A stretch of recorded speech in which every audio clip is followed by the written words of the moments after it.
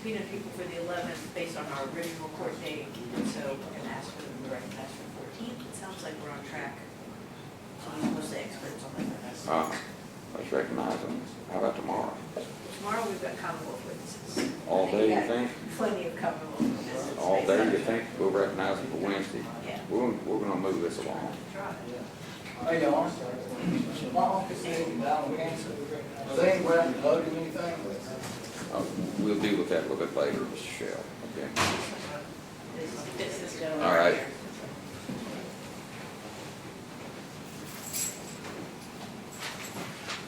All right. Okay. What are these witnesses? What's your name, sir? John Paul Madden, And your witness in this case, you've been subpoenaed? ShelbyShell. All right. And ma'am, your name is? Pamela Stidham. What's your last name? Stidham. Stidham, Pamela Stidham. All right. I'm going to, this is called recognizing witnesses. You were subpoenaed to be here today. Yeah. And I want you to raise your right hands and swear or affirm to me that you will be here under penal penalty of $1,000 to the Commonwealth of Kentucky on Wednesday morning at 9 o'clock. All right, tomorrow, do you? You understand all that? Yes, sir, Mr. Your last name again was? Madden. Madden, all right. And then I want you to sign this form that the clerk has, and you're still under subpoena, both of you, to be here Wednesday morning at 9 o'clock. All right? Thank you all. We can get off the record now. And everybody can. Like I kind of had that bigger one, so that's good. It's different.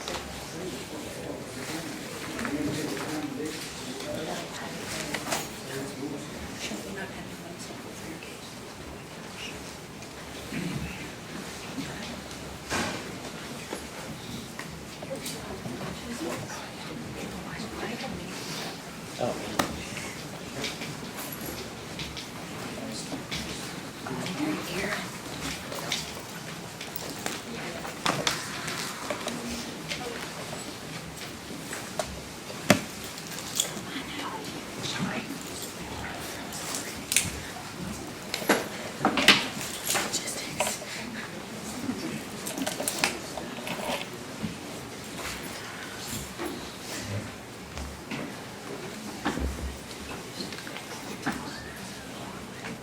All rise.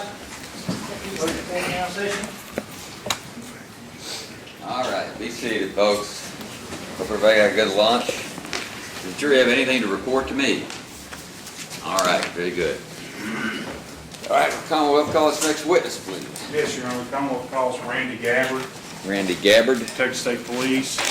Judge, I will inform the court, we are going to be utilizing the television once more. And I believe this is called an Elmo. Is that what that's called there? I think it's called, an Elmo or an Otto or something. Yeah. Whatever that contraption is to put the diagram up on the TV. Okay, all right. So we need to move that, the TV forward a little Please, bit in a Your Honor. moment. Yes. All right. All right. You Randy I Gabbard? think he doesn't have to be as far forward as it was the last time, so that defense counsel and defendant can see it, as well as the jury, where they're situated. You swear or affirm any testimony you give today because the whole truth, nothing but the truth, so help you God. All right. Your Honor, may I approach the clerk? Yes. Can I ask this to be marked as Commonwealth's exhibit? I believe it's fine. We'll go ahead and do it. It's a two-page.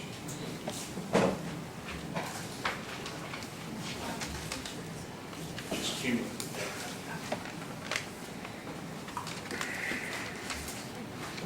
Your Honor, having previously spoken with counsel, I would move to admit this Commonwealth's exhibit fine. Which is? This is the state fire investigation by the state fire marshal. It includes a diagram made by that individual of the scene. All right. Is there any objection to the that document being introduced that's identified as Commonwealth's Exhibit 5? No, Your Honor. All right. It's introduced as. Thank you, Your Honor. Your Honor, may I approach the witness? Yes, you may. Go ahead and let you hang on to this thing. Okay. And you're going to be using that specifically for the diagram when we're asking a question about it. Okay.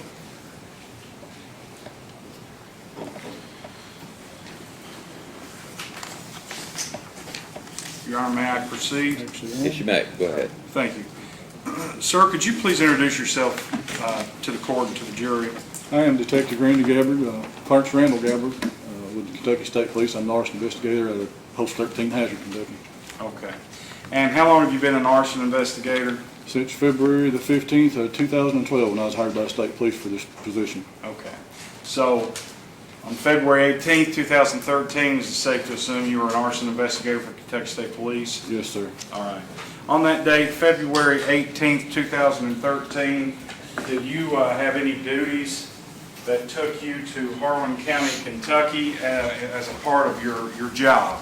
Yes, sir. I was Harlan Post needed a arson investigator for a fire they had in their post area. Okay. And is that common for you to be called out to other posts when a fire is believed to have been taking place? Yes, if the arson investigator at that post is out of town or on vacation or something, we go to other post areas and work all the time. Okay. Do you remember about what time you arrived on the scene? I'm going to say it was around noon or so, because it kind of come in early, around lunchtime or something, before lunch maybe. I can't really remember. My report is not up here. Do you have a copy of it? I may have the times noted on it. Sir, I can, Your Honor, may I approach Yes. so that he may refresh his memory there? Don't read from this, but you're feel free to refresh your memory.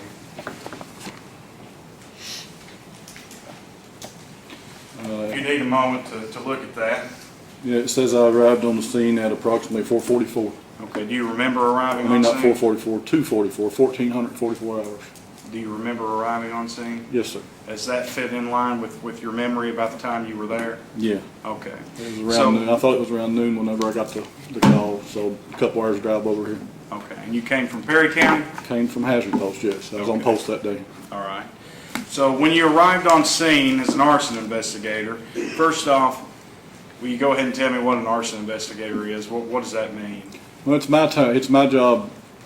I have to have training in fire, on the fire side of the house, and also law enforcement side of the house. So you have to be able to. Your general job is to go in and try to figure out cause and origin, where the fire started, what caused it, how it came about, and that type of stuff. If you've got a structure or the evidence there to be able to make that judgment. Okay. Would it be safe to assume without the particularities of elements of crimes that arson is generally considered a purposeful starting of a fire? Yes, sir. Various degrees for various things? Yes, sir. Okay.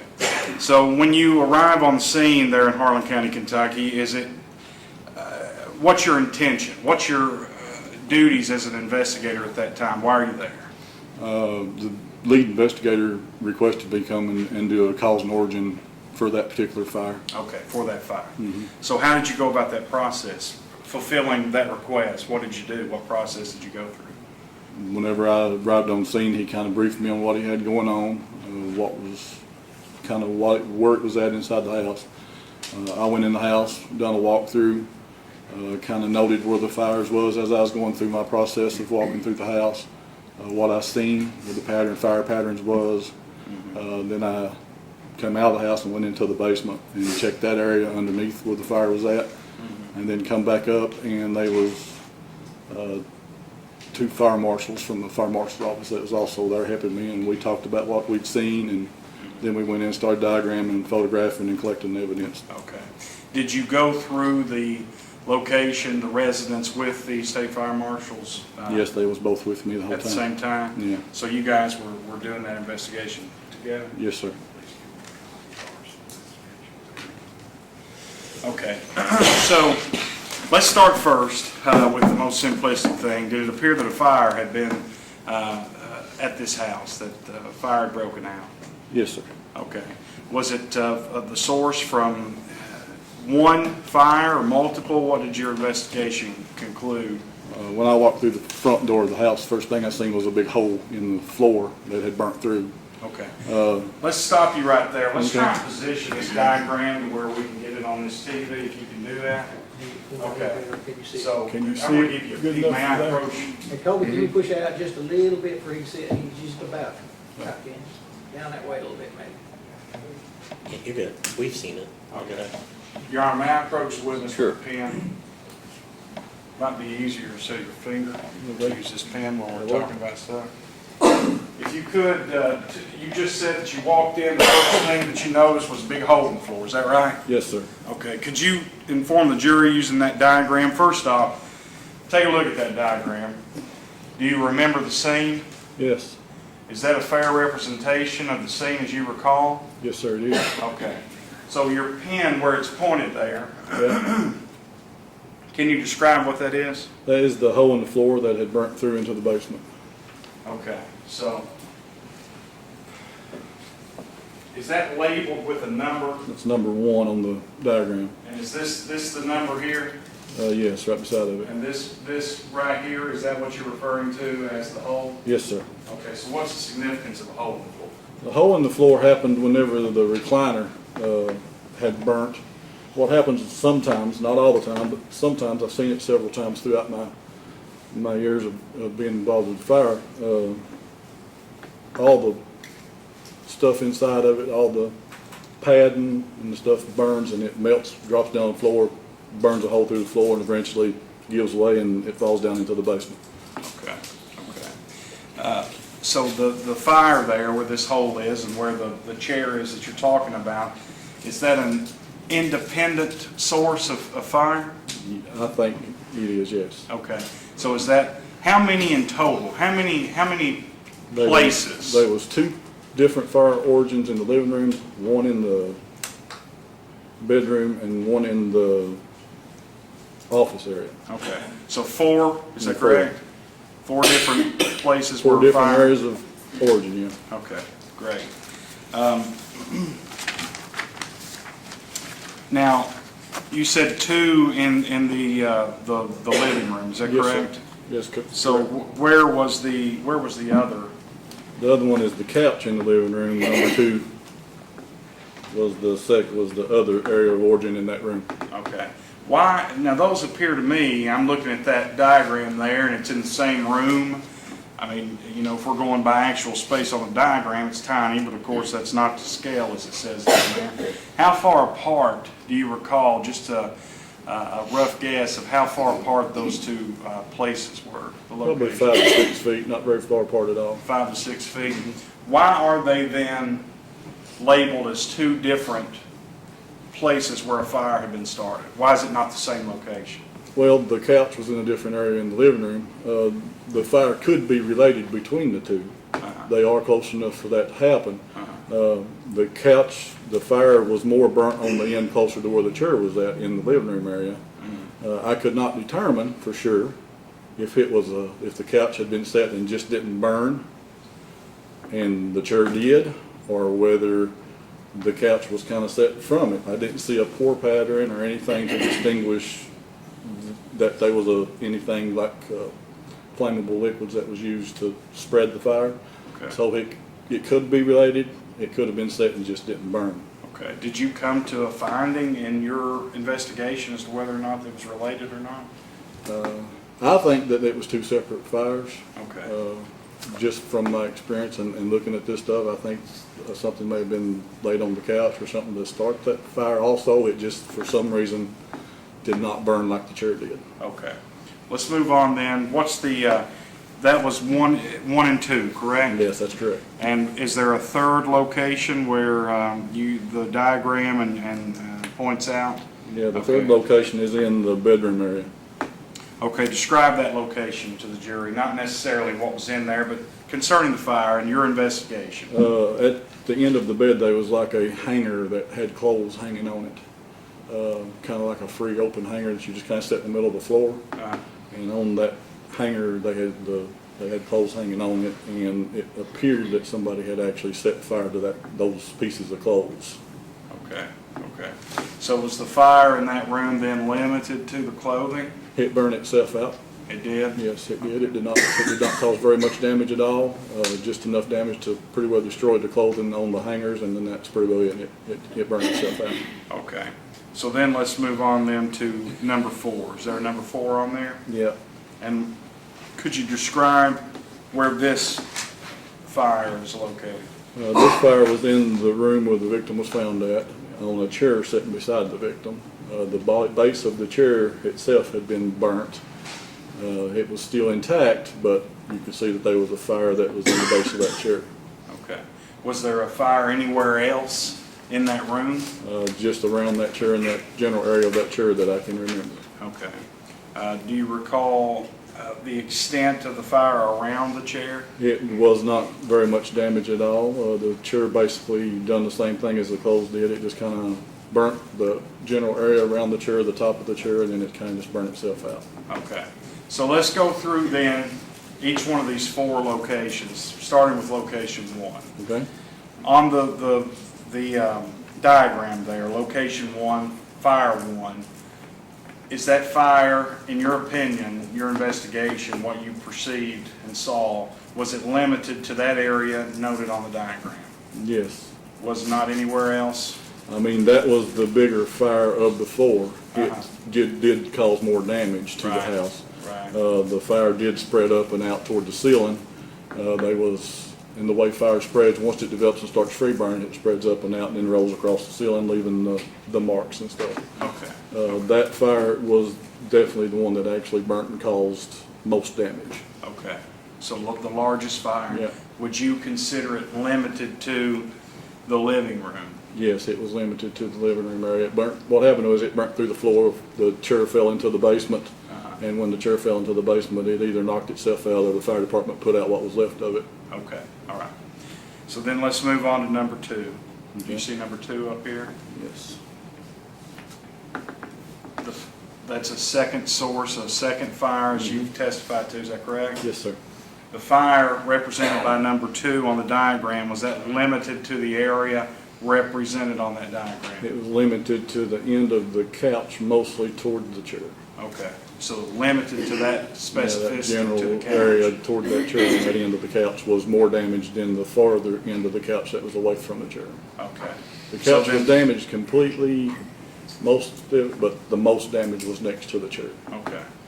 So then would it be easily stated that it was limited to the living room? Yes, that fire was limited to the living room area. Okay. Let's move then to number 3.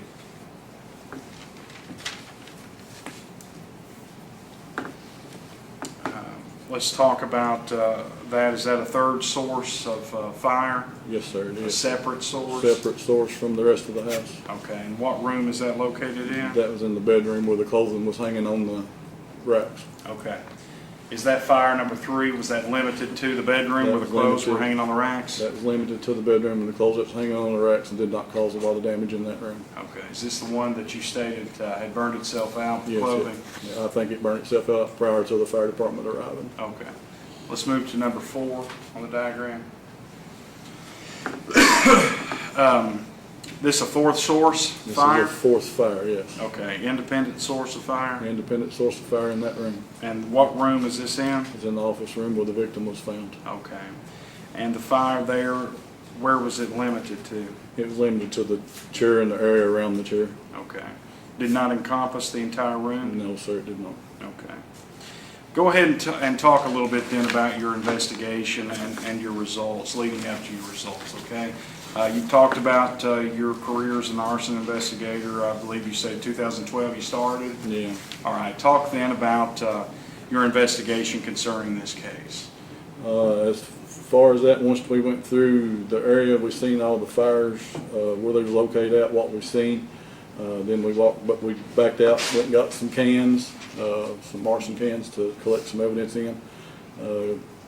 Come up with kind of a game plan, who was going to take photos and who was going to do all that, and then we went back in and just went to each individual area, took samples of that area, photographed that area, and documented it as we went back through each one of them. Okay. Were you able at this point in time to determine, based upon your experience, whether or not you believed any type of accelerant was used? I do not believe there was any accelerants used. I think it was just open flame to available combustible material. Okay. Basically, take a cigarette lighter and light something with it. Okay. All right.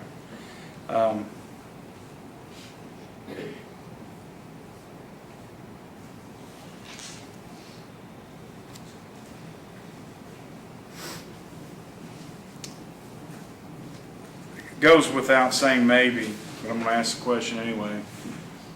Fire location number 1, do you believe that was purposefully set? Yes, sir. It's in the mid-center of a room. There was no other kind of, any kind of thing there to start a fire. There was no plug-ins, there was no wiring, there was nothing there that could have started a fire in that area. Okay. Let's move on to location number 2. Do you believe that that was purposefully set? Yes, I do. There's no ignition source there either. Like I said, I couldn't determine for sure if it was started from one or whether it was individually started in that particular area, because they was close together, and it could have possibly came from the other one, but from the way it looked to me, it was probably started at a separate point. Location number 3, fire number 3, do you believe that that was purposefully set? Yes, I do. Total separate part of the house, not affiliated with the living room area at all, no other kinds of ignitable sources there. Just some clothes hanging on the rack that had burned off and fell down on the floor. All right. Fire location number 4, fire 4, do you believe that that was purposefully set? Yes, then again, another part of the house, not related to any of the other 2 sections of the house.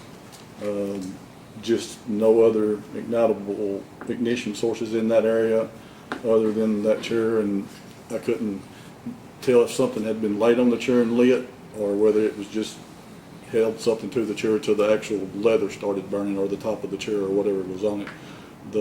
This part where you sat at was just totally burned up and kind of gone. Okay. So we have 4 separate purposeful fires, in your opinion, set within this one location, this one residence, correct? Yes, sir. Why in the world did the house not burn down? The house was a newer constructed house, very airtight. Probably more than likely there was not enough fuel there for it to start. You got to have something that's going to spread the fire quickly in order to get it to burn into a free burning stage in the whole area. There just was not enough fuel or enough fire introduced to actually get it all going. Plus the house is very airtight, so once the chair started burning, it consumed a lot of the oxygen. Okay. Now, you're an arson investigator. You just told us some stuff about why this fire in particular, these fires didn't work. With your experience and know-how, do you believe that if you attempted to, that you'd be able to burn that house down if you set fire to it? And your intent was to burn it down? If your intent was to burn it down, Objection. Sorry. Just approach, please.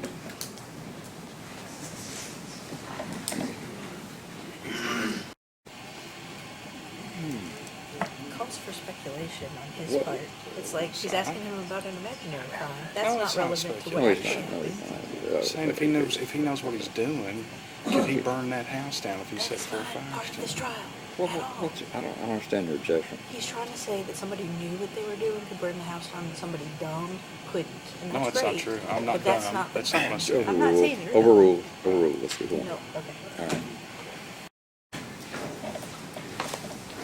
You want to repeat the question? Yes, Your Honor. You have stated that you are an arson investigator. You're familiar with these things. If you were trying to burn this house down, could you burn that house down? you mean me as You myself personally. with the knowledge I have? Yes, sir. Yes, sir. Okay. So do you believe, based upon that and based upon your investigation, that the person that did this knew what they were doing?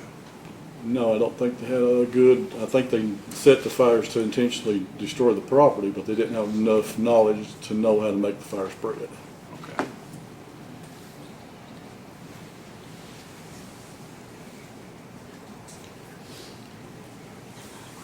Pass a witness, Your Honor. Cross-examination.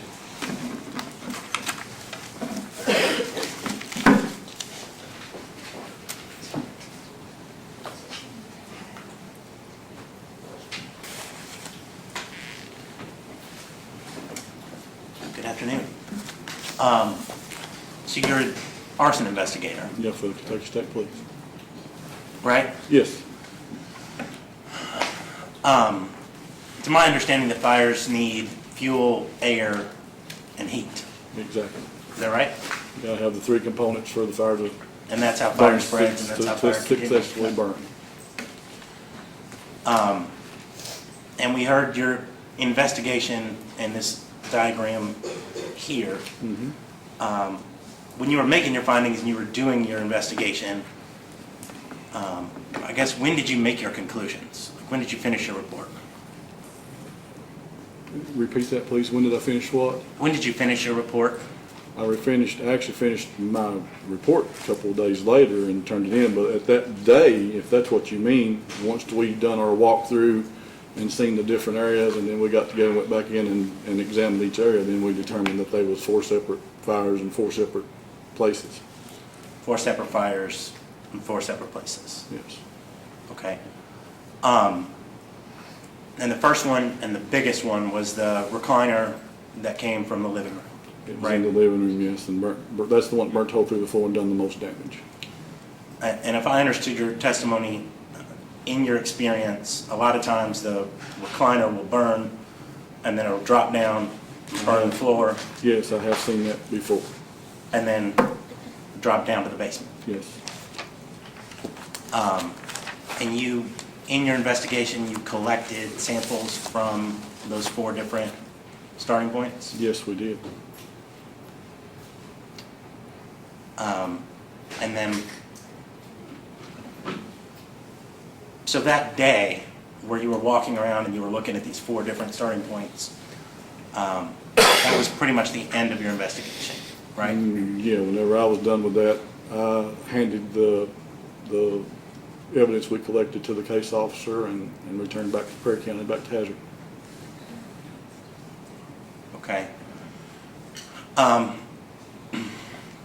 I know you said earlier that you took pictures. I did not, but one of the troopers that was there actually had the camera, and they was taking the pictures as we went through each area. Okay.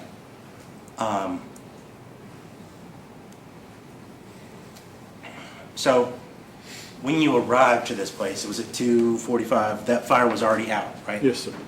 Fire department had already been there, put the fire out. And I'm sure you talked to the fire department about the fire.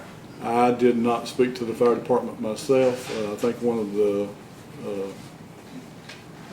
fire marshals did actually have a conversation with whoever the officer was in charge, but he beat me to the scene, so he filled me in on what had happened whenever I got there, as far as what that officer in charge had told me. Okay. I'm obviously not a fire expert, but there is a thing, correct me if I'm wrong, if, say, area is enclosed Yes, sir. and there was a fire started in it. Okay. So we have a heat and we've got a fuel source, Yes. okay? At some point, all the air in that area sucks out or is used up by the fire, right? Yeah, at some point, if you have a house that's built really airtight, you will, whenever a fire starts, it starts out small, smoldering fire. As it builds, it gets bigger, it consumes more air. As it gets bigger to the point to where it's consuming all the air, it's coming to an area in the fire burning phase that's called flashover. Flashover. Yeah, once you get to flashover, basically you're at the point to where the whole room is superheated and the whole room kind of, the tops of the desk, the chairs and everything around is kind of all envelops in fire at one time. That's called flashover. This house did not make it to flashover. And this house didn't? No. Would you say that's because the chair dropped down? I think it's because the chair dropped down and the couch and stuff just didn't have enough fuel and enough heat to actually free burn. Free burn is whenever it's burning and it's taking up all the air. Was free burn where the air goes up and out, Yeah. or the fire goes up? Yeah, goes up and spreads out, rolls across the ceiling, and starts consuming all the air, all the oxygen in the area. Okay. So really, the purpose you came from Hazard to Harlan to determine if it was an arson, Correct. right? To do And a in cause your and order. expertise, this was an arson. Yes.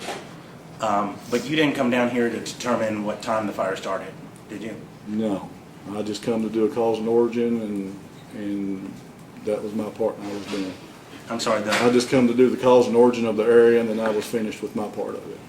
and that's all you did? Yeah, that's all I did. I done the cause and origin, give the cans and the material we collected to the case officer, and told him to give me a call, and I would get him a report rolled up and add it to his case file.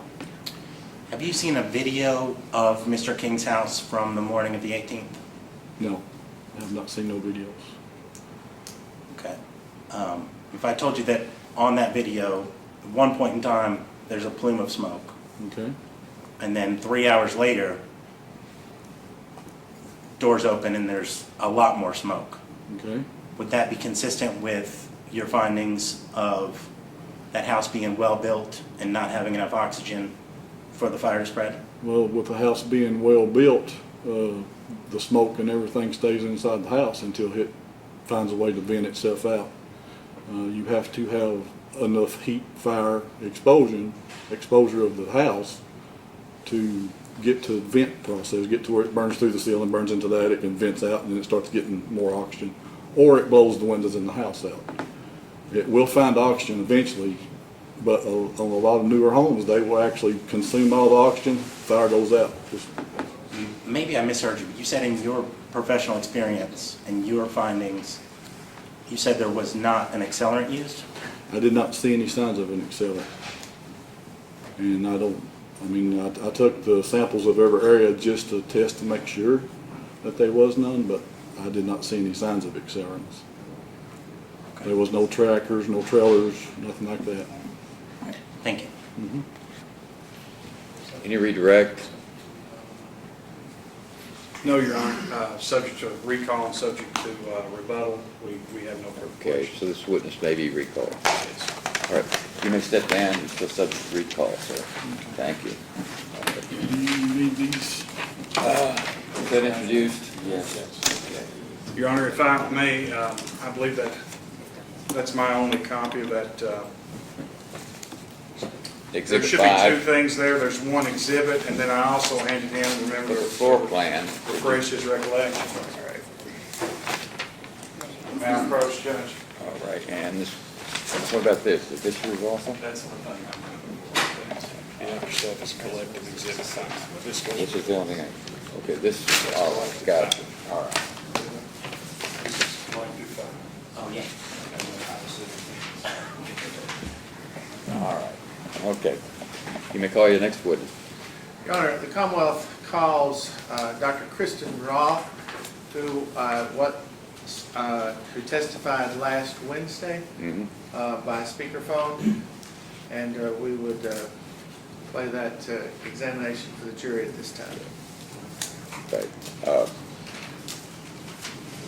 All right, are we set up to go with that? We are, Your Honor. I should explain to the jury that Dr. Roth testified from Anchorage, Alaska, That's correct. and due to some technological problems, we had to do they did a deposition by phone in court on the record. So you're gonna hear it, and we're gonna move on from there.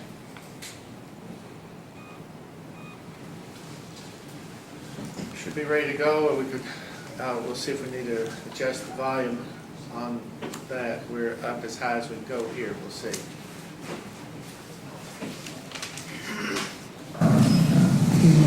All right, we're on the record this morning in Commonwealth vs. Shelby Shell, 13 CR 00076. We are doing the deposition of the state's medical examiner. Can't find her name, I forgot. I'm sorry. Kristen Roth, Your Honor. All right, and we're doing, she is now, she has relocated to Alaska, which is why we're doing this by deposition. But she was just, well, I'll let the questioning take over from that point. But we're going to do this by speakerphone. The plan had been to do it by Skype, but those systems, that system is not working this morning, at least on her end. So let's get her on the phone.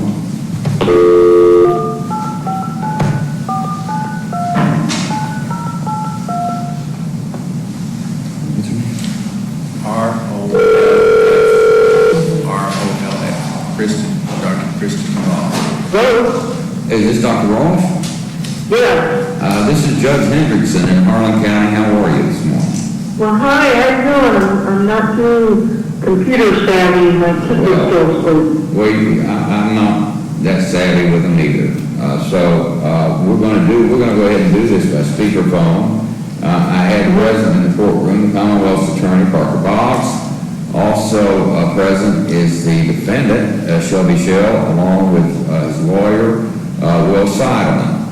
And we have your reports already marked as exhibits, and we will, at the appropriate time, your deposition will then be played to the jury. So at this point, I'm going to turn it over to the Commonwealth's Attorney, Mr. Boggs. Thank you, Your Honor. May it please the court. Dr. Roth, good morning. Yeah. Will you please identify yourself for the record and for the members of the jury? My name is Kristen Marie Roth, and call me spell my name. First name is spelled C-R-I-S-T-I-N. The last name is spelled R-O-L-F. And Dr. Roth, where are you located? I'm in Anchorage, Alaska. And prior to Anchorage, Alaska, where did you work and reside? I used to work in Frankfort, Kentucky at the Office of Associate Chief Medical Center. And what is your position now in Alaska? I'm now a Kentucky Medical Center for the state of Alaska. So you were doing essentially the same work in Alaska that you did in Kentucky, that's as a medical examiner for the state, is that correct? Yes. Could you briefly tell the ladies and gentlemen of the jury your educational background and your experience briefly? Yes, to become a medical examiner, I went to college. Excuse me, I'm I'm sorry. sorry. Back up, Dr. Roth. I failed to swear you in. We took off. You thought you were missing something, didn't you? All right. Dr. Roth, would you raise your right hand, please? Yes. Do you swear or affirm that any testimony you give us this morning will be the truth, the whole truth, and nothing but the truth? I do. All right, I apologize. As well, Your Honor.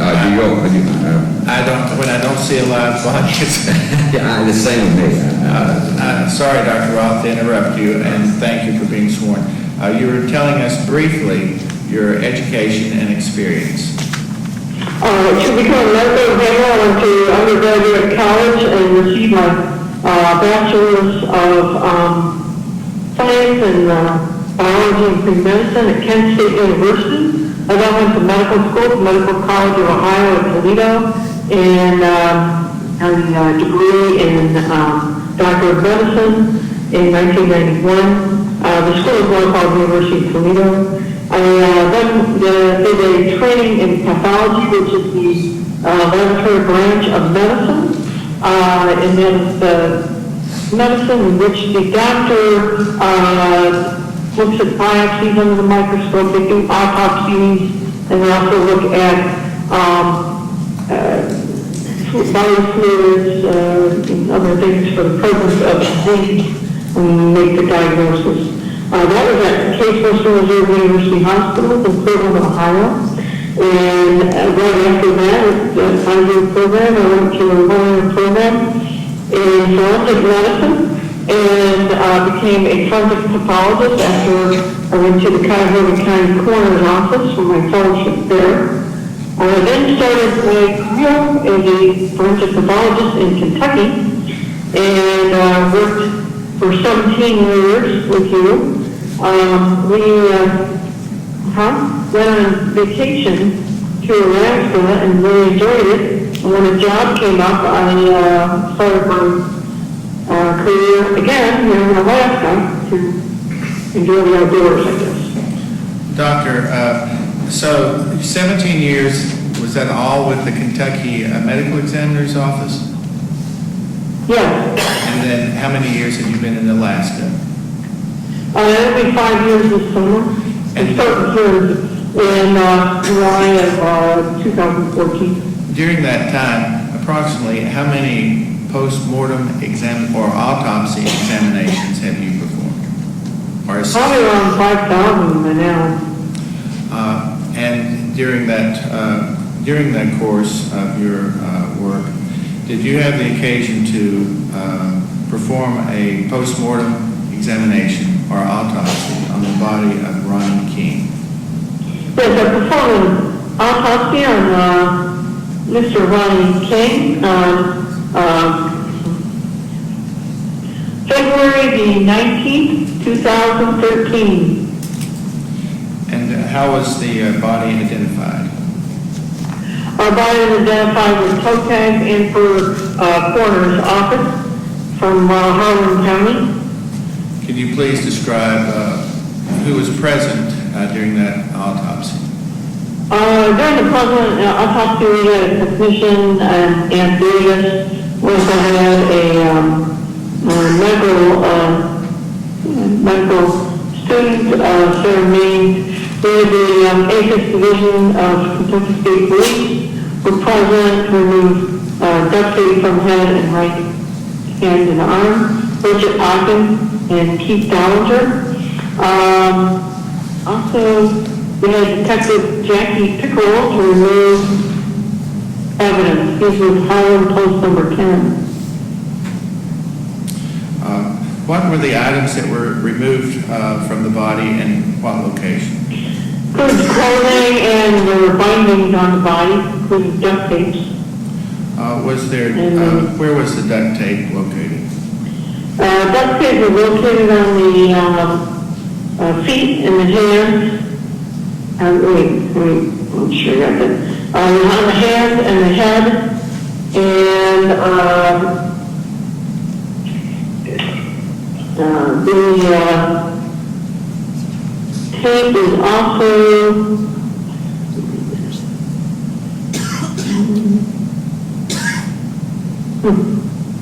so make sure it was on the legs on it. One duct tape material taped on both ankles, and there was a pair of men's briefs or some old down that was also mixed in with this duct tape material. Was there duct tape over the face? Yes, it was wrapped over the face from the top of the chin, over the mouth and the nose, and it stopped just below the eyes. Were there It glasses? covered both ears, too. Yeah? Covered both ears and the nose? It encircles the head. Encircled. Probably about 5 times. The duct tape was about 5 times around the nose, the mouth, from the eyes down to the chin, essentially. Is that what you're saying? Yeah, encircled, but went around the head multiple times. Were there glasses on the decedent? He had a pair of wire-rinsed glasses on his head. So did you perform an internal examination? Yes, performed an internal examination, well, an external examination of the External. body. External. I'm sorry if you couldn't hear me, but I asked you, did you perform an external examination? And could you? And we'll look at the surfaces of the body for evidence of injury and what items of material and clothing around the body. Were there areas of injury? Yes, there was evidence of blunt force injury, which included a 1 by 3/8 inch brown square-off abrasion in the skin below the left knee. There's somewhat bluish discoloration underneath this, indicating a contusion or a bruise. Skin below the right knee showed a crescent-shaped 1 by 1/4 inch parchment-like abrasion. So, It was the redness, great hyperemia, but it was great redness around it. in layman's terms, would that be described as 2 skinned knees? Well, I'm sorry. How would you describe that in layman's terms on the knees? I had a skin scrape on both knees. Did it appear to be relatively fresh or new? They appeared fresh. Was there any skin blistering? Was there any blistering on the skin? That would include the in thermal injury, and in the thermal,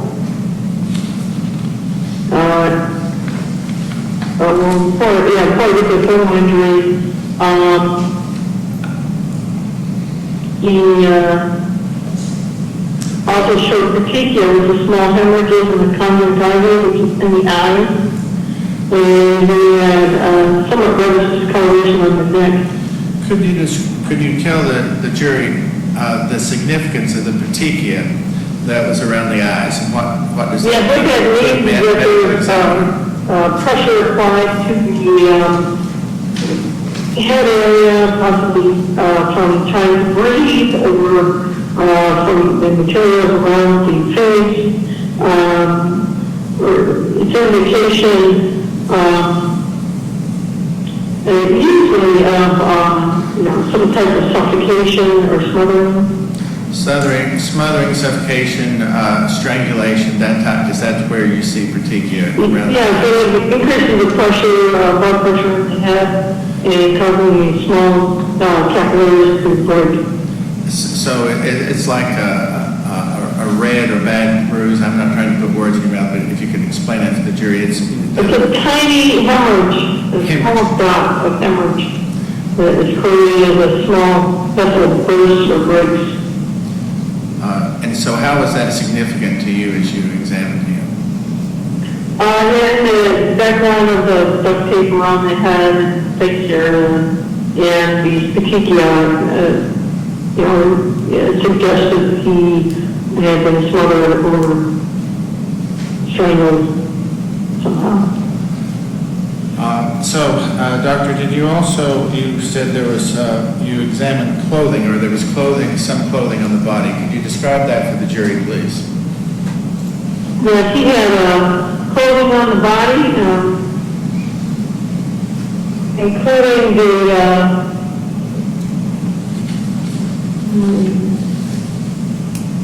recorder's tag on the right toe, the partially charred burn skin button down, long sleeve shirt, so the partially burned, the line of blood on the back of the shirt. I found the shirt mostly burned away, and it's brown. You're saying the shirt was mostly burned away? Is that what you said? The shirt was mostly? Partially burned away. Partially. Mostly burned away. There's an aromatic odor on the shirt upon removal. The back of the shirt shows duct tape doubled over on it. There's tape also on the lower back of the shirt. He had on a pair of tight shirt and then boots. They were pulled down just above the ankles. The underwear is, it mixed with the duct tape was on him. Duct tape is wrapped around the ankles, measured about in width 6 inches on the right and 5 on the left. And tape is mixed with partially charred soft material from the feet. Tape is removed and given to Mr. Pickerel, Detective Pickerel. The duct tape is also somewhat melted on the feet or ankles. The left wrist had a segment of brown rubber belt on it. There was an overhang knot in it. Photograph was given to Mr. Pickerel. A small fragment of duct tape or white plastic zip tie material on the back of his left hand or dorsal of the left hand. Are you saying there was zip ties on, did you say the hand? Or partial? There are small fragments of great zip tie attached on the dorsal of the hand.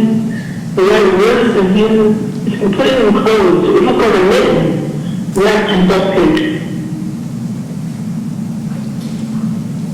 I'm having a little hard time hearing. No, if she could just maybe slow down or get closer to the phone or just going in and out. Am I the only one that's hearing that? Okay, Dr. Roth, Mr. Simon said he's had a little difficulty hearing. Perhaps if you might not talk quite, might slow your speech down a little bit, that might help. You say, is that right, Mrs. Ottoman? Did you say something about mittens? He said disappear. Or that? Could possibly put this on, speakerphone, which might be a little better. Oh, yeah. While we do that. Yeah, we moved our speaker here, he can hear you better. Yeah, that's way better. All right, go ahead. Can you hear me better? We can. And Doctor, you were talking, I think, about zip ties, and did you mention something that looked like knitted material or mittens or something? Yeah, the hand, right hand and wrist were wrapped completely in this duct tape. It actually literally it looked like a mitten on his hand. Doctor, did you observe what you were calling thermal injuries on the body, and could you describe that for the jury, please? Well, internal injuries? Thermal, TH, thermal injuries. Thermal, oh, okay, yes. Burn. He had thermal injury, including soot material on the upper and lower legs, spreading across the back onto the left and right flanks. It was early or somewhat blackening or darkening of the superficial skin on the dorsum of the left and right forearms, the back of the arms, and hands, especially on the right side. The skin is charred or blackened with epidermal blistering and parchment-like firm yellow skin is on the right flank, on the right side of his body, right upper leg, and the right upper leg extended to the knee. The skin of the mid-chest, mostly on the right, sparing the nipple and involving the left nipple, is net-like brown, parchment-like skin. Was there other There's charring of the tip of the chin, or burning of the chin underneath the duct tape, or where it's protruding from the duct tape. Body shows multifocal skin slough, and means that superficial layers of the skin come off, or shed off. On the upper back, extending slightly to the left. The skin around the buttocks shows multifocal skin slip where the epidermis, the top of the skin comes off. There are small areas of skin slip on the lower back, extending to the right back. There does not appear to be soot-like material within the mouth. Internal examination of the airways reveals very slight reddish discoloration of the muscles and pericardial muscles. You note that there did not appear to be soot-like material within the mouth. Was that because... Yeah, it didn't appear like that. And upon reviewing the pictures, the tongue looked a little bit grayish. Maybe there's some material on it. He did have duct tape over his face and mouth. There was a small amount of black material within the trachea. What would that mean to you? That would mean probably that he was breathing during the fire. And that he would breathe in some of that soot-like material? Yeah, so some of it did get through the duct tape and into his airway, not much. The carbon monoxide level was also pretty low. It was only a 5%. What did the examination reveal about the coloration of the intercostal muscles in the picture? They're somewhat reddish, but it wasn't bright red or anything like that. Was there examination of the blood? What? Was there any examination concerning the blood during this? The blood was slightly reddish color. And what would that mean? Maybe a little carbon monoxide, but there wasn't much, especially when we did the testing. Now, That's a did you? byproduct of a fire. When the air is incompletely burned. It's incomplete burning free carbon monoxide rather than carbon dioxide, which comes from people and car engines and things like that. What next did your examination consist of? I'm sorry, what? I can barely. What did you do next in your examination of the body? What did I do about the examination of the body? After the thermal injuries, what was the next portion of your...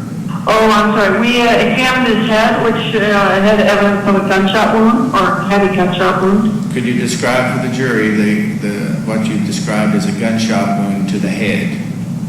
He had a darkened triangular and blackened gunshot wound, the skin of the right temporal scalp, that's right above the ear, and the wound measures 3/16 of an inch.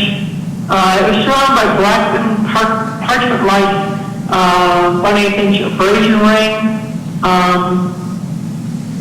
which surrounded the wound. The wound did show small horizontal impression-like abrasions extending into the face, to the eye, and there was a pair of glasses associated with the abrasions on the face. Were the glasses on the body in any way involved with this gunshot wound? They were involved in the gunshot bullet through one of the temples on the glasses. So the gunshot wound then went through, you're saying the temple or the earpiece of the glasses? Is Yeah. On which side of the body? Yes. It was seen on X-ray with the body. Was there any evidence of soot on the gunshot wound or anything of that sort? There's a small amount of blackening on the gunshot wound. What was the path of the bullet? Were you able to determine the path of the bullet? The bullet traveled through the head, to the right temporal lobe of the brain. It's part of the brain against the temple. The bullet then went through the roof of the head and entered the other side in what's called Peach's ridge, or a thick bone that's associated with the ear, went from right to left. Were you able to recover a bullet from his brain? Yes, it is slightly deformed. Somebody jacket the outside was copper colored, medium colored blood is covered from soft tissue. Underneath the Peach's ridge, the bullet measured around across the base, 5/16 of an inch. And it was 9/16 of an inch of height. There were 6.3 petals on the bullet, the cover coating or the jacket of the bullet had 6 petals. But the bullet appeared to be hollow in the center. Did I understand you to say that it appeared to be a copper-coated? Yeah, the jacket coating is copper colored. And did you say a hollow type? Center of the hollow? There was a hollow center, or hollow point type center.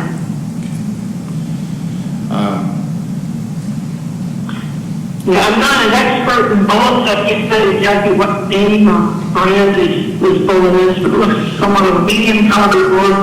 And it looks like a tip that was flange out like forward. Did you what did you do with those bullet fragments? I photographed him and gave him to the custody of Mr. Pickerel, Detective Pickerel. That's Detective Jackie Pickerel. Yes. Were there any other associated injuries? Along with this was a tubular fragment of brass-colored metal that was recovered from the scalp at the entrance. And that was probably part of the glasses. I'm sorry. Associated injuries. I'm sorry, Doctor. Could you say that again? There's a tubular fragment of brass-colored metal was from the scalp at the entrance. And what did you attribute that tubular piece of metal to? It turned to be part of the glasses. Part of what? I'm sorry, the exterior part of the glass. Dr. Ross, how close are you to your telephone? Oh, I got it right next to my mouth. All right, it may be a little too close, because we're getting a little distortion here, but So, if you will, maybe just move the microphone just from the mouth, just a little away. What, you said there was a tubular piece of metal. What was that from? The piece of metal was from, looked like it was from his glasses. From his glasses. that's better. We hear you better. Yeah, I'm actually not doing anything different. Doctor, did you also perform an internal examination, and did it reveal anything significant as to the cause of death? Yeah, there was injury to the brain, partial multiple fractures of the orbital front plates, and the falling off the eyes, fractures of the middle portion of the skull associated with the gunshot injury when the bullet went through. The brain itself showed small subdural hemorrhages that flowed between the membrane of the brain and the brain. There's subarachnoid hemorrhage involving the kind of cerebellum. There's a small part of the brain where the brain stem and some would come out. And on the other surface or inferior surfaces of the occipital which is the back of the brain, when we had the last temporal lobes. So he had brain trauma or injury from this gunshot wound. Well, what about the respiratory system? The respiratory system? There was, let's see, the bronchi contained in the room, there was liquid, which is supposed to be blood.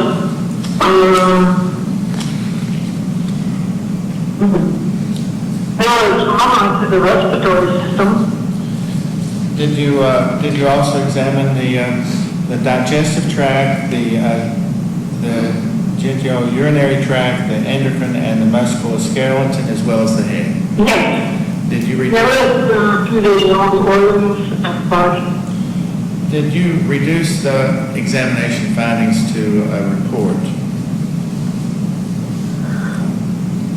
I'm sorry, can you repeat that? Did you reduce all of your findings from your examination to a medical report of the gross anatomic description of the autopsy of Ronnie King? Did you prepare a report? Yes, I prepared a report. And what date was that report prepared? The report was signed on March the 26th year 2013. Did you prepare what is called a final report that summarized all of your findings? Yes, that was on March 26, 2013. And does that contain your signature? Yes. And could you, for the jury, summarize your conclusions and findings of the post-mortem examination or autopsy of Mr. Ronnie King? What was the cause of death? Yes, the cause of death is brain injury due to gunshot wound of head. Contributory cause is asphyxia or lack of oxygen to the body. Due to obstruction of nose and mouth by septic material. Your Honor, I would move that her final report be Commonwealth's Exhibit 1 and that her notes be Commonwealth's Exhibit 2. Any objection? No, no. All right. The final report of March 26, 2013 is introduced as Commonwealth's Exhibit 1, and the accompanying notes as Commonwealth's Exhibit 2. the gross, that includes the gross anatomic description and the microscopic findings. Thank you, Dr. Roth. That concludes my questioning. The defense counsel may have some questions. All right, cross-examination. Dr. Roth, can you hear me? Yes. Okay. Hello. Great. Yes. Sometimes I talk a little fast, so if I speak too fast, just tell me to slow down, okay? But I just have a few questions. Starting off, you can't really determine the time of death from your examination, can you? I would say if I was the position of the body when we receive it in the autopsy room, the body was cold, it was, did not show signs of decomposition. So if you haven't had a very long time or anything like that, probably an hour to a day or so, he is full lighter waters. Okay, what was that last one? The lighter waters was fully fixed. Oh, good morning. So you can't tell if Mr. King died at 8 p.m. on February 17th. You can't tell that exactly, can you? I can't call exactly we cannot tell the exact time. We can say it could be around that time or something like that, but we can't say exactly that time. It also depends on the temperature of the room you was in and the burn around. I'm sorry, Dr. Rolfe, I couldn't understand that last part that you said. Decomposition and changes in the body depend also on the temperature around the body. All right, Dr. Roth, once again, we're getting a little distortion. So I'm going to have to ask you if you could please kind of repeat that. I don't know. Can you hear me? Can you hear me now? Yes. Okay, the temperature in the room affects the speed of the body changes after death. Let me ask you another question. Are you using a speakerphone? I'm using my regular phone, I'm holding it up to my mouth. Okay, all right, go ahead. I can hear you. I think sometimes with the delay in you speaking and then it coming through the speaker here and then the other speaker here, I think the faster you talk, the more it kind of connects together. So if you could maybe try to slow down, I know it's difficult and I have that same problem. Okay. But I guess my question is, it's possible that he could have died at 8 p.m. that night, or it's also possible that he could have died at 10 a.m. the next morning. Is that safe to say? Possibly it's hard to tell. He's not showing signs of decomposition. And again, it depends on the temperature of the room he was in. And you didn't perform any testing on vitreous humor in the eye, did you? Let's see if we got anything on the vitreous. I don't have the testing in front of me, the Hertz results. I have these forms that were sent to me.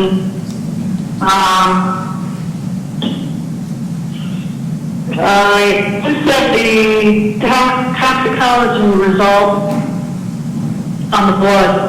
We didn't test vitreous for potassium or anything like that, but that can vary with the time of death too. Okay. And you don't know who killed Ronnie King, do you? I don't. I mean, you're No, who killed him? No, all I do is come up with the cores and roll our death, and then, we collected samples of the body and gave those to the police. All right, thank you.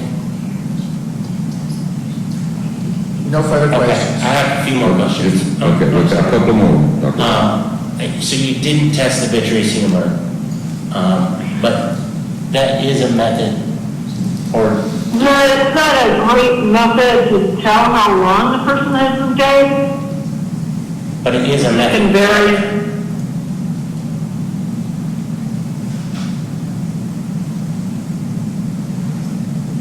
it is a method to determine time of death? They have used it before, but it's just generally when the calcium increases over time, but it might vary with the temperature or where the body is or how, if the person has fever or not, if they don't have things going on. It's really not a good indicator of time of death. As far as I know, it looks like it would run, probably less than 24 hours, because there's also refrigeration of the body. Okay. I couldn't quite tell in your original testimony when you were talking about the way the hands were bound. You said there was a white zip tie. Is that correct? Yeah, the portion of white zip tie on the back of one of his hands. And you'll find that again. Page number came off.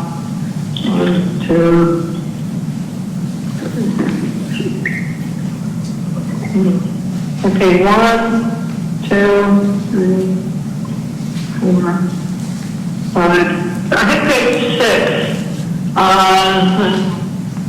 Also, minute fragments of duct tape and a fragment of white plastic zip tie is present on porcelain left hand. So it was a fragment of one zip tie. Is that correct? And a fragment of white plastic zip tie. Okay. And I must have misheard you. When you said mittens earlier, you meant that duct tape looked like a mitten, right? There's duct tape on the body. On the hands? Both hands. The question, doctor, was... The duct tape on the zip tie on the left hand, the right hand is completely closed. Doctor, the question was whether the reference to mittens was a reference to actual mittens or to something that appears to be... It looked like a mitten. It was wrapped around his hand like a mitten. Okay. I'm sorry, I just didn't hear that earlier.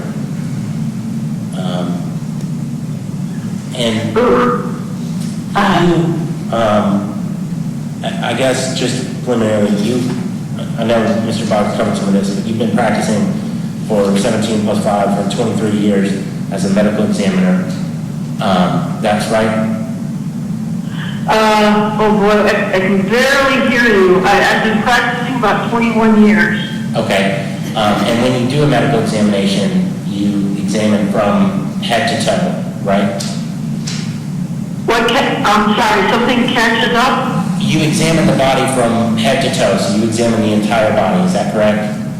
Yes. And you put everything in your report?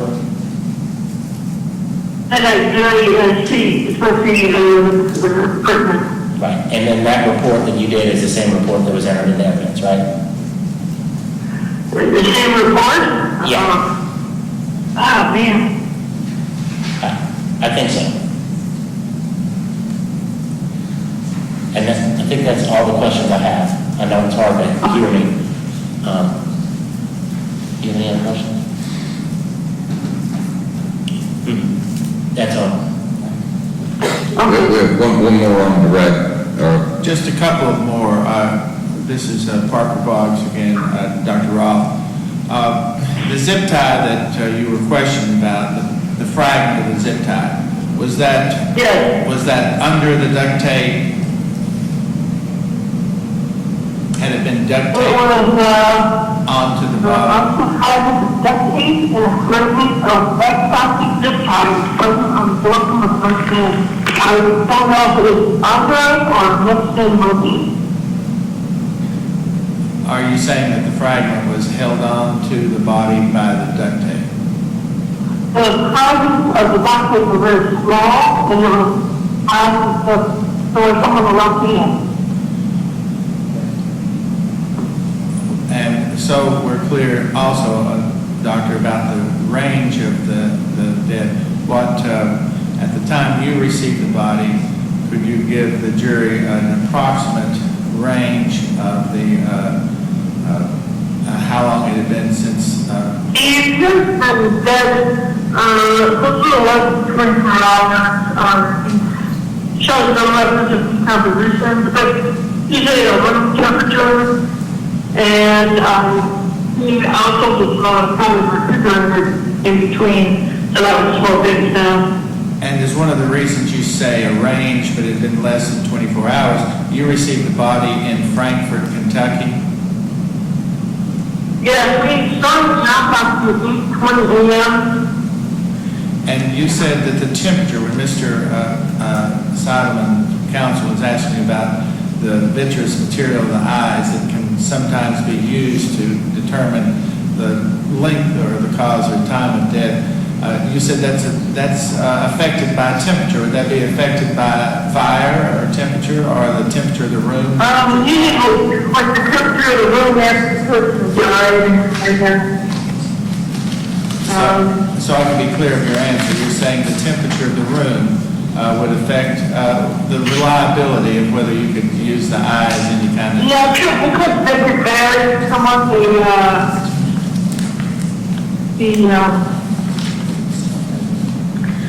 deterioration of the body, and it's not probably reliable taking death for the time of death. This body had been burned and blistered, isn't that correct? I'm not really sure. So they saw if it wasn't at the other. Well, you reported the partially burnt clothing, the burnt duct tape, and that the skin appeared to have blistering. Is it what? Is it blistering? The skin there was blistering on the skin. It had some blistering. Thank you very much. Yes. Any follow-up, Mr. Solomon? No, Your Honor.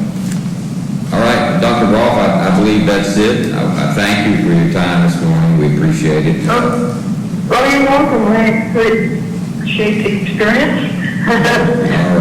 All right. Okay. Goodbye. Thank you, Your Honor, and again, appreciate the fact that you allowed her to participate last week since she was unavailable to participate in this trial only on Wednesday or Thursday of last week and was not available to participate live, and I appreciate counsel allowing her to put her report and her final in under her testimony. Very good. All right. Ladies and gentlemen, let's take a 10-minute break. Again, same admonition, don't talk among yourselves about any of this, and don't talk to anyone else, and if anyone approaches you, please report back to me. Thank you.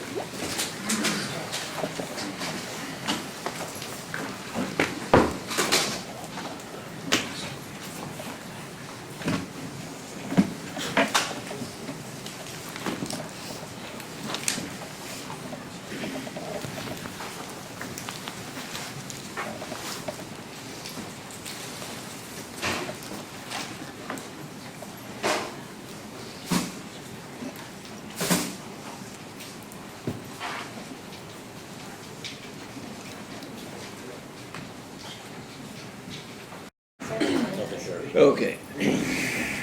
Let's see, we need to bring the jury back in this morning. Yeah, bring them back in.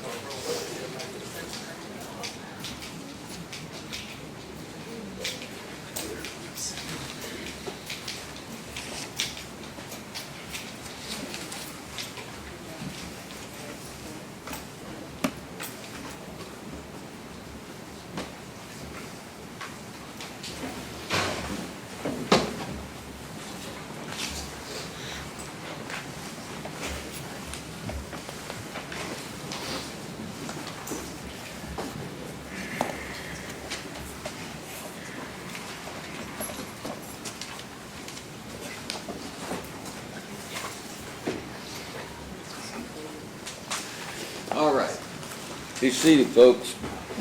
All right. Mr. Box, where are we? Where are we now? Your Honor, as the court's aware, some of our witnesses are available and are not available that were available last week. We're finished for today. We can start as early as the court wishes in the morning. We have witnesses coming at 8:30. All right, let's start at 8:30 in the morning, so we really need to get some of this behind us. Ladies and gentlemen, I'm going to ask you to come in early in the morning at 8:30, so we need to get this stuff. It's going slowly, but we're fortunate that Judge Costanza has made time for us to get in here and do this on short notice anyway, because we had to change the venue, and I appreciate that so much. But I'm going to ask you to come in at 8:30 in the morning, and we'll be ready to go then with witnesses and get this keep this moving as expeditiously as possible. And so that's going to otherwise conclude us for the day. So same admonition. Please don't talk about this among yourselves or to anyone else. Don't read the papers. Don't watch WYMT. I'm not picking on them, but don't watch any. Just don't watch the news. That'd be the best thing to do, and stay off of Facebook and things like that until this is over, and to ensure your objectivity and the defendant's right to a fair trial. So, with that, I'm going to release you until in the morning. We'll start at 8:30 in the morning, and like I said, same admonition. So leave your notepads in your seat, please, and we'll see you in the morning. All right? Please rise. I think that you can vote. Either way, I can bring them, you can leave your buttons here if you want to leave hands. Just leave one, I mean, thing if you want to do that, you won't worry about not looking.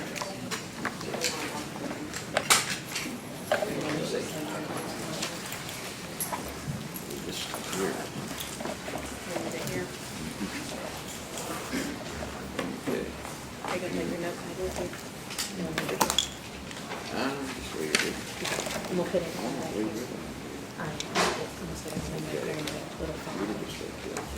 yeah.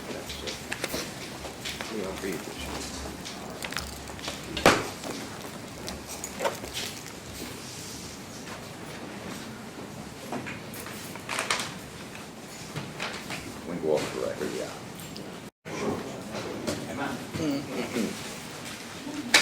Okay.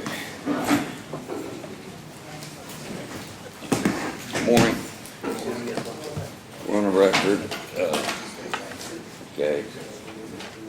We're on the record in Commonwealth versus Shelby Shell, 13 CR 00076.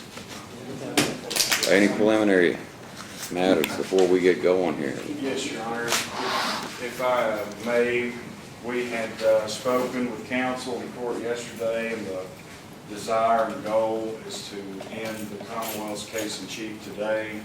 And in that event, we are speaking to the court and counsel on the record about potentially admission of items seized at the residence of Ronnie King, nothing else, nothing seized later by search warrant, only the items seized at the residence. We do have witnesses here.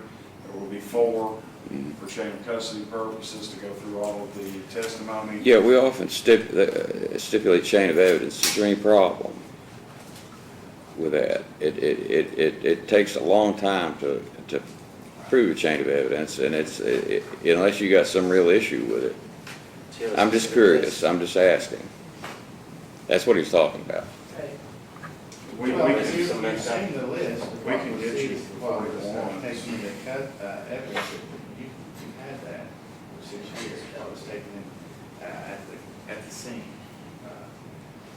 We have the list, yes, what was collected at the scene and what was collected on the body. not talking about what was collected from Ernie, from Shelby Does that Shell. mean, like, not using, someone with medical examiner's Well, office for to talk instance- about some of the things from the body, or do you have that person? I think you're talking a chain of evidence, right? The chain of custody, You know, that's correct. It went here, Chain it of went here, custody, it went here, it clearly. went here, it went here, and that Because takes a long time to put in, separate and officers picked up typically we do that, different but I, things, you know. and so, we've got a room, a long list, you see the list of officers, they're all about chain of custody. From the And if we have to put them on individually, we'll be here That's a long, tomorrow. yeah. From the medical examiner's office, we have Jackie Pepperell, who attended she's here, who attended and gathered the evidence and turned it into the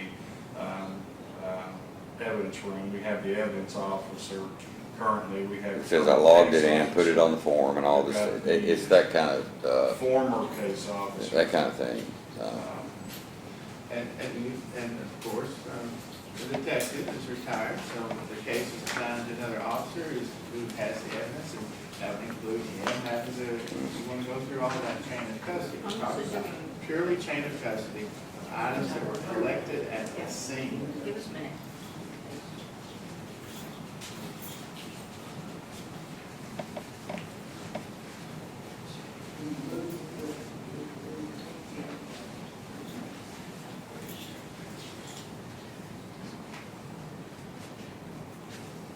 It's just a fairly routine thing.